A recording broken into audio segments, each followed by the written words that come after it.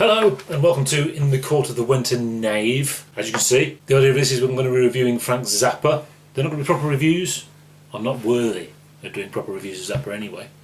But they're just little 5-minute things, and the idea is to do the entire project, right the way from Freak Out to Civilization Phase 3. Which isn't that I don't like the releases after that, some great stuff, but let's be realistic about this.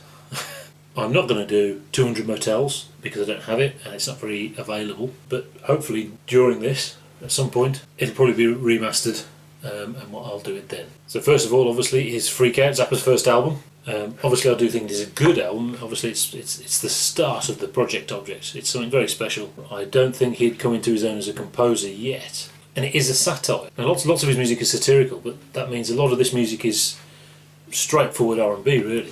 You know, a lot of this album could have been on Cruising with Ruben and the Jets, actually. It's more about the lyrics than the music at this point for a lot of the songs. Not all of them, but a lot of them. For that reason, it appealed to a wider audience. So he was being subversive. He knew what he was doing. And a lot of those people he picked up during this phase, up till were only in it for the money, got quite upset with his later stuff, which was much more sophisticated because from their perspective he'd sort of gone back on the deal. With this stuff, they'd complemented their sense of their own intelligence, if you like. You know, the music critics and so forth made them feel intelligent. But when he created, you know, substantially challenging music that was so diverse, etc., but had just silly lyrics and wasn't revolution music, obviously they took offence to that. So that's very interesting. But he knew what he was doing at this point.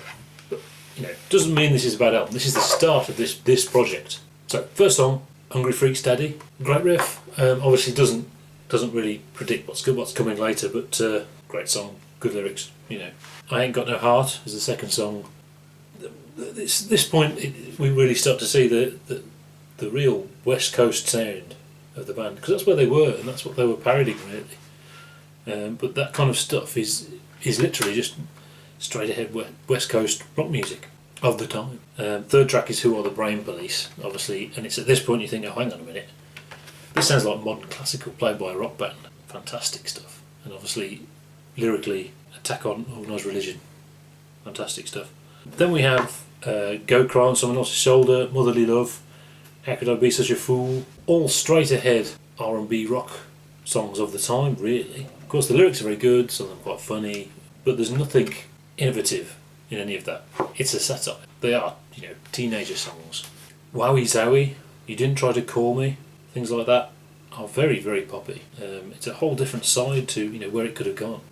Anyway the Wind Blows, I'm Not Satisfied, You're Probably Wondering Why I'm Here. They're pop rock songs, and more than they're good. The production lets them down, obviously.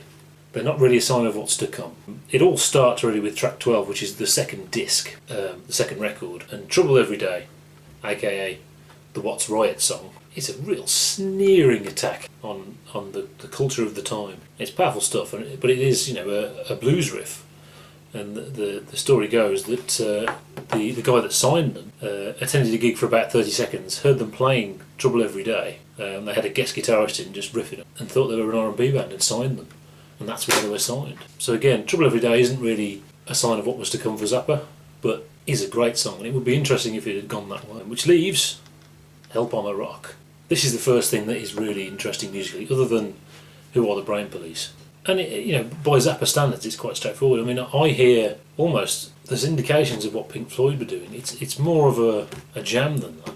So, you know, in that sense, it is very simple. But it's also a same collage of all sorts of stuff. There's 3 movements to it. You've got the sort of mantra at the start. I assume that's what they were playing like. That's Helping the Rock, which goes into some naughty sounds, which goes into It Can't Happen Here, which strangely on the CD is listed as a separate track, but is supposedly part of the Help on the Rock suite. I love It Can't Happen. Very funny song. There's actually a pretty banal rainbow track from the 80s called It Can't Happen Here, so it's funny to compare the two. It's an a cappella thing, completely disjointed, not remotely tuneful or anything like that. Nice bit of jamming in the middle. Great stuff. So yeah, Help I'm a Rock is probably the highlight of the album. What everyone talks about, of course, is Return of the Son of Munster Magnet, which is the sort of 12-minute thing at the end, the freak out. And this works less well. I think partially the production lets it down. Basically, what he did, he got all these people into the studio to have a freak out and recorded it. and this was the result. But they didn't have the recording equipment to do it. Maybe the producer was out of it. Supposedly the producer was on acid. I think it was acid or amphetamines or something like that. So consequently the sound is terrible, and it is of its time. It's definitely not a sign of things to come. Better things were to come. It's quite interesting, it was around this time that he met Lou Reed, the Velvet Underground. Unsurprisingly, they didn't like each other. What's interesting about that, with the Velvet Underground, you've got a band which are all style and no substance, whereas Zappa, it's all substance. You know, everything about it is the substance. The style is ugly.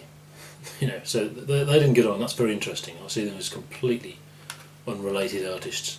And there you go. So that's Freak Out, not his best album, by a long way. Popular, perhaps for the wrong reasons, but still, it's the start of a mighty journey.